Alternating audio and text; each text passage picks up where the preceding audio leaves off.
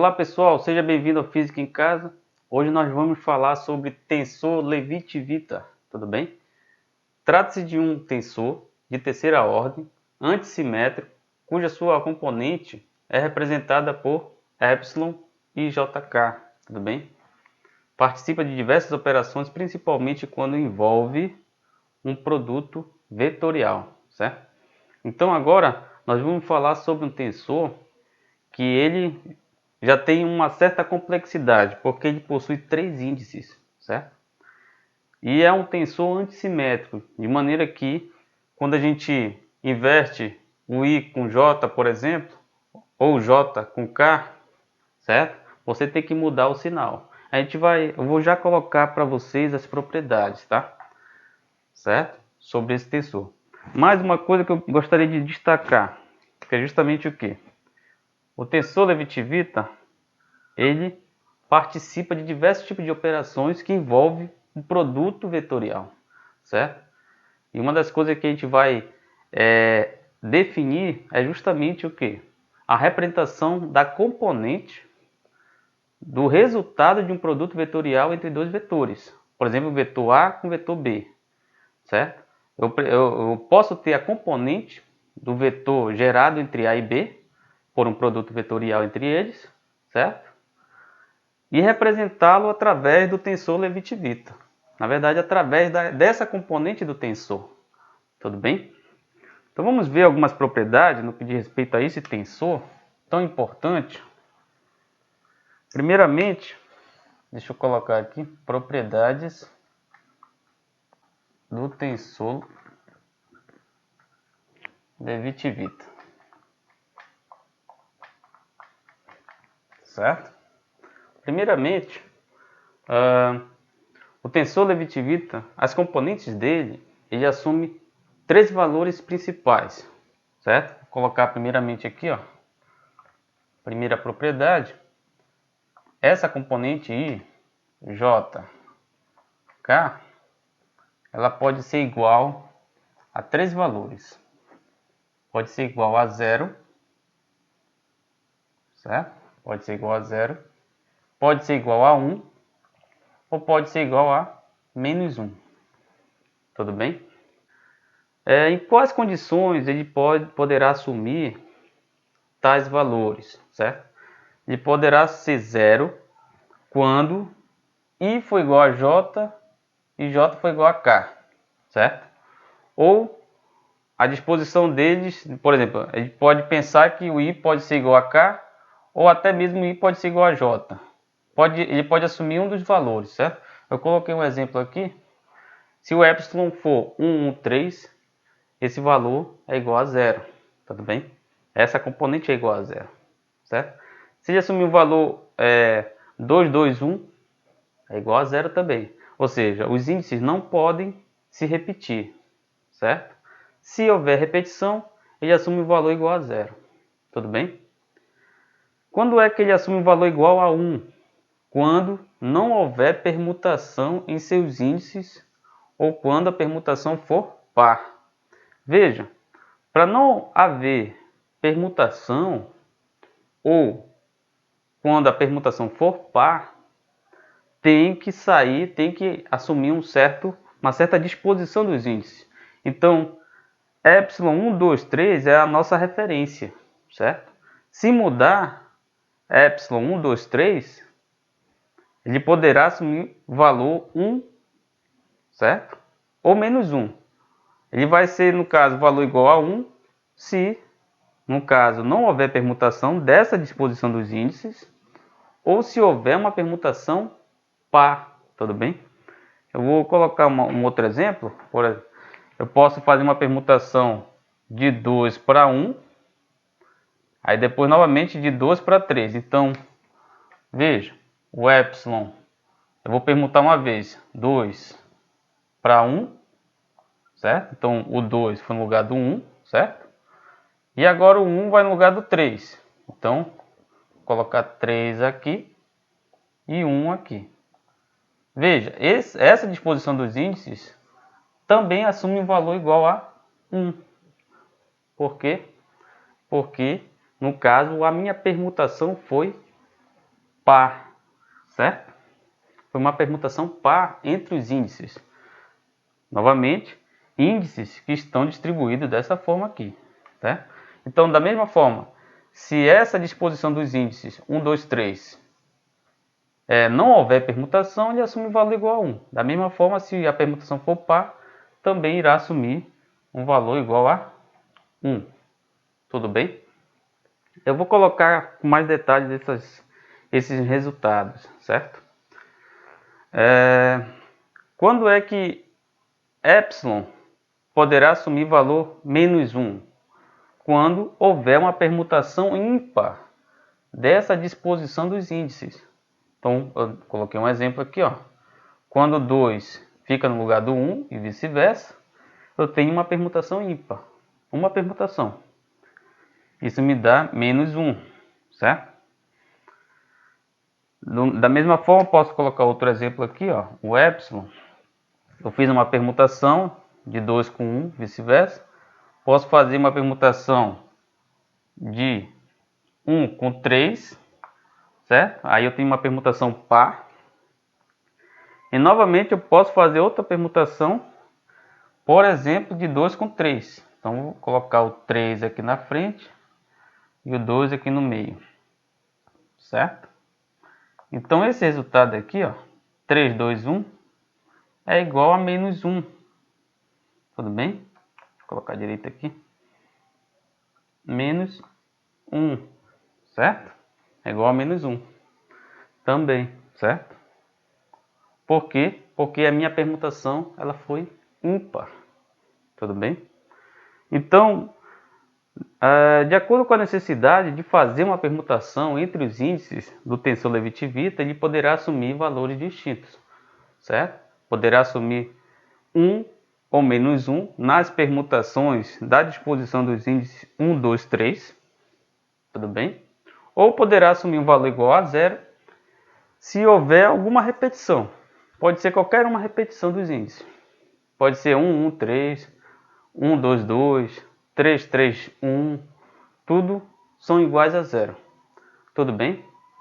Vamos agora ver outras propriedades aqui no que diz respeito ao tensor Levi-Civita. Segunda propriedade, certo? Podemos pensar na disposição IJK, certo?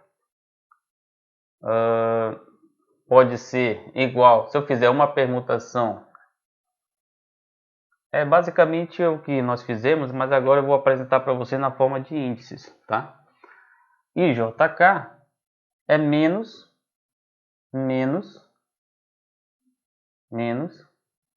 J e K. Veja, eu fiz uma permutação entre I e J, então eu sempre coloco menos na frente, certo? Da mesma forma, a disposição dos índices IJK, aqui eu fiz uma primeira permutação, certo? Uma segunda permutação vai ser sobre essa distribuição aqui dos índices. Então, vou fazer uma permutação J, K, I, certo?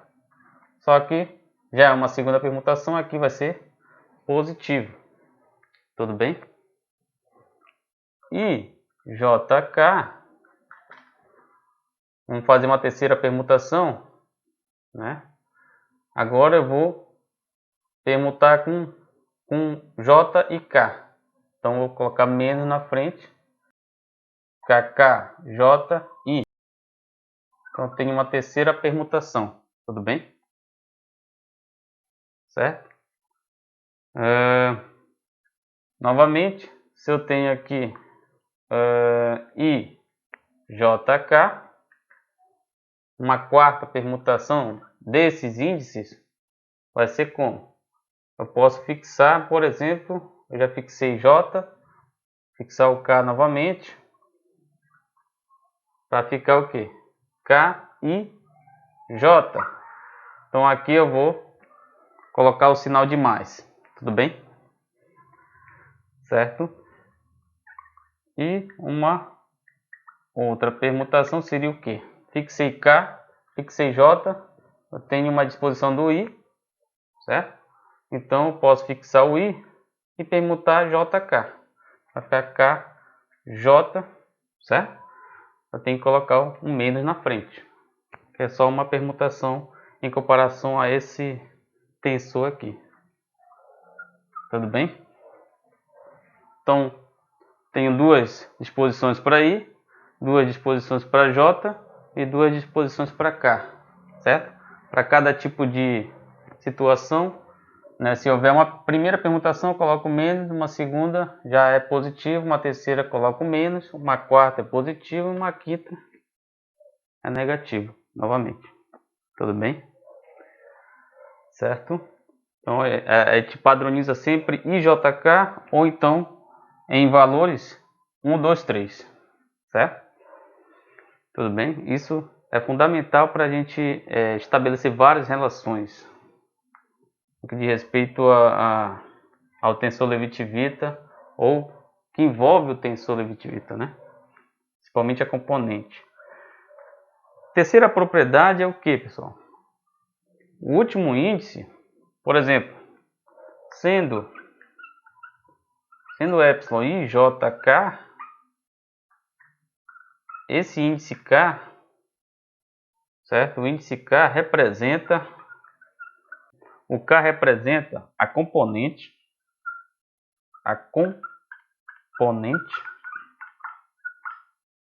do produto vetorial.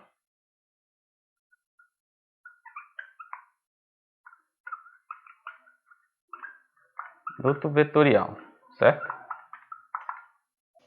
Então, novamente, sendo epsilon e jk, o K representa a componente do produto vetorial, certo? De maneira que, se eu quero a componente 1 do produto vetorial, por exemplo, entre A e B, certo? Esse K ele vai ser igual a 1, certo? E no caso, I é um índice livre, tudo bem? É um índice livre, certo? No caso, esse índice ele representa a componente, no caso, a componente a qual eu quero estabelecer através da componente do tensor Levi-Civita, certo? Então, basicamente, também o K me dá a direção a qual eu quero estabelecer. Me dá componente em uma determinada direção. Por exemplo, uma direção elementar 1, uma direção elementar 2 ou uma direção elementar 3, por exemplo. Tudo bem? Então, basicamente, é esse tipo de operação que nós vamos estabelecer, certo? Através do tensor Levi-Civita. Tudo bem? Veja, pessoal, vamos pensar aqui, dado um produto vetorial, certo? Vetorial A vec B, pensar A vec B, igual a, no caso, contravariantes aí, elementar I vec BJ, elementar J, tudo bem? Temos, veja, eu posso organizar aqui, fazer de outra, posso organizar dessa forma, A vec B vai ser aí BJ I elementar I vetorial elementar J. Tudo bem? Certo? Através das componentes, eu posso pensar no que? Veja, daqui mesmo eu posso verificar se as componentes forem iguais, se aqui for 1 e aqui for 1, o produto vetorial, no caso, é igual a zero, que satisfaz uma das propriedades do tensor Levi-Civita. Eles são iguais a zero, certo? Se eu inverter essas bases elementares, isso me dá, no caso, se eu fizer isso aqui, ó, J, VEC, I, eu tenho que colocar o menos na frente. Então também satisfaz uma das propriedades através dos índices aqui da componente do tensor Levi-Civita, certo? E da mesma forma, se eu manter fixa, isso aqui pode me dar igual a 1, certo? Então veja, se eu considerar somente, porque no caso esse produto vetorial entre as bases, certo? Ela me dá direção, ela me dá uma outra base, certo?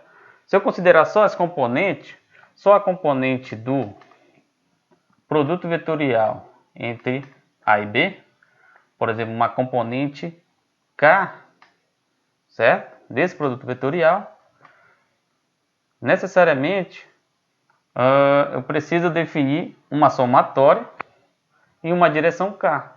É aí que o tensor Levi-Civita entra, certo?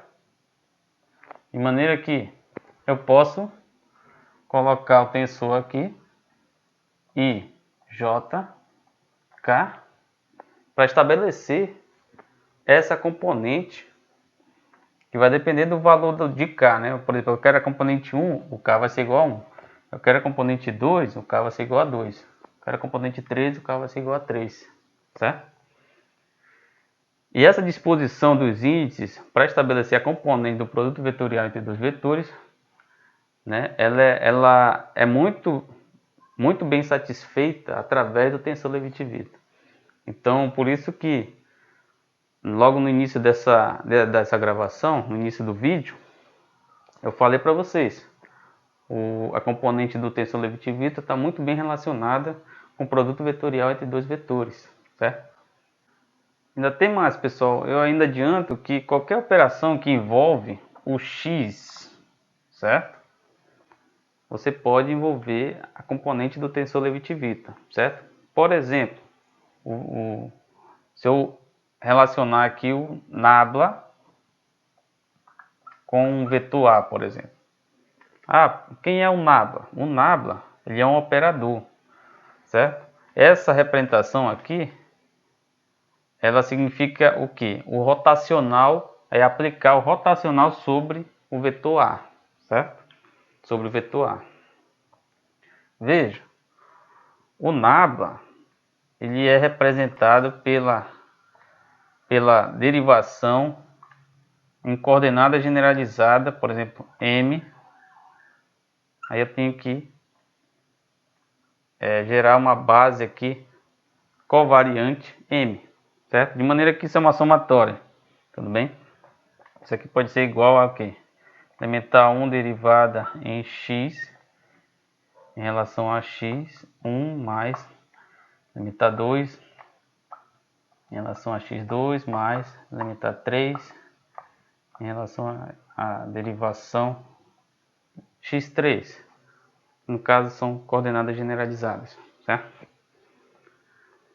Para não ter mais sombra de dúvidas no que diz respeito a essa representação, não sei se vocês estão recordando, mas no espaço euclidiano ela é como? O epsilon, no caso, elementar 1 é o próprio x chapéu, o x1 derivado em x, elementar 2, y chapéu derivada em y, que é o x2 mais z chapéu derivada em z, que é justamente o x3, no espaço euclidiano. Lembra lá? Então eu posso representar dessa forma, né? Então meu operador nabla, ele pode ser representado dessa forma aqui, certo? Em notação inicial. E ainda mais, eu posso comprimir essa quantidade, de maneira que eu vou representar dessa forma. O rotacional, a quantidade em A, certo? Ele é dado pelo elementar, a quantidade nabla, é o elementar derivado em M. Eu vou só representar assim, ó, vou contrair ainda mais essa quantidade aqui é exatamente igual a essa, tá? Sobre o A covariante, certo? Isso rotacional. Rotacional. Tudo bem? Certo? Rotacional. De maneira que eu vou apagar aqui, tá? A gente vai discutir mais detalhadamente esse operador, entre outras operações também. Mas o tensor Levi-Civita também ele pode ajudar muito nesse tipo de operação. De maneira que, se eu quiser calcular a componente do rotacional de um vetor A, por exemplo, componente X, na verdade é componente K qualquer, eu posso definir o tensor IJK, tensor Levi-Civita, só que a disposição dos índices elas têm que ser de maneira que possam se somar, certo? Então, eu posso assumir direção K, mas aqui eu já tenho M aqui, eu já defini como M a minha derivação. Então é M e I, certo? Então quem é M? O M está embaixo, então eu vou definir o M, vou colocar no lugar do I, o M em cima, certo? Aí eu vou colocar o operador aqui M, então está somando. E no caso J, eu já vou colocar um I, porque eu já defini aqui o vetor AI elementar I, certo? Então aqui eu vou colocar a derivação I. Pronto. Eu já estou definindo aqui uma quantidade, uma componente do tensor Levi-Civita com com um índice contravariante, né? Um índice contravariante. Os índices aqui são tudo covariantes. Eu já defini um índice contravariante por conta dessa derivada aqui, que tem origem covariante. Tudo bem? Tem uma origem covariante, certo? Mas ainda posso fazer mais. Uma vez que isso aqui é uma componente, eu posso pensar no rotacional de A, K. Posso baixar esse índice, por exemplo, posso pensar em um epsilon alfa I, K, derivada M, AI, e definir aqui uma métrica. Uma métrica, o que? M alfa. Tudo bem? Uma métrica M alfa. Não sei se está dando para entender. Então, essa métrica aqui, ela vai ser de acordo com o espaço a qual eu estou trabalhando, com o sistema de coordenadas que eu estou trabalhando, certo? Isso pode definir muito bem esse sistema. Ou, se a gente envolver, por exemplo, essa quantidade com uma outra quantidade de A, por exemplo, vamos pensar no rotacional de A rotacional com B, certo? De A vetorial com B, desculpa. Então veja, essa métrica aqui ela pode ser muito importante para levantar um índice ou para reduzir um índice, certo? Tudo bem? Então a gente tem sempre que pensar dessa forma no que diz respeito ao tensor, certo? Ele pode ser muito importante para, por exemplo, estabelecer essa relação aqui.